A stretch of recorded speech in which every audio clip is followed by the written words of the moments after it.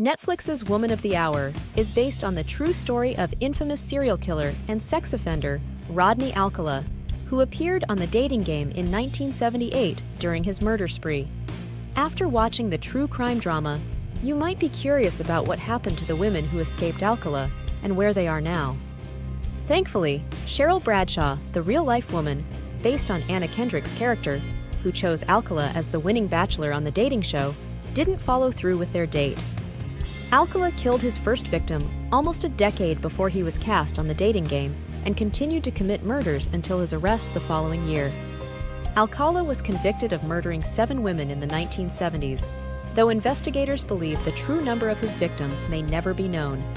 He was charged in 1979 for the death of 12-year-old Robin Samso, and Orange County prosecutors eventually uncovered evidence linking Alcala to the murders of 4 other women between 1977 and 1979.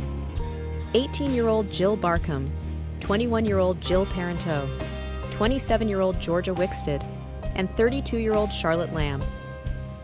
Decades later, Alcala accumulated more murder charges in other states. In New York, he was sentenced to 25 years to life in 2012 for the murders of 23-year-old Cornelia Crilly and Ellen Jane Hover, both of whom were killed in the 1970s.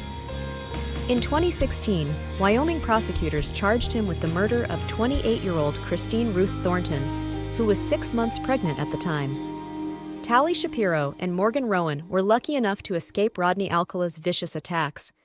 Shapiro was 8 years old, and Rowan was 16 when Alcala raped and attempted to murder each of them. How did Tali Shapiro escape? A bystander named Donald Haynes followed Alcala and called the police after he was concerned about the man's behavior around the 8-year-old girl.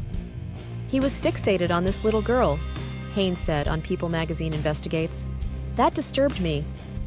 When police arrived, they opened the door to find Alcala, who was naked and had a rage in his eyes, Officer Christopher Camacho told People.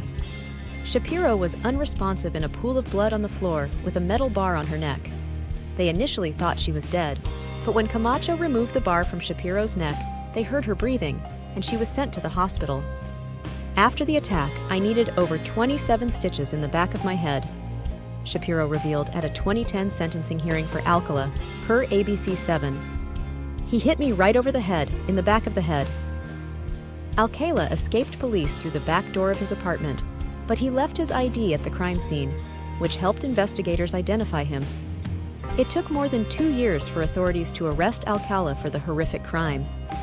Shapiro's parents didn't let her testify, and because prosecutors didn't have a key witness in the case, Alcala pleaded guilty to child molestation and served just 34 months in prison.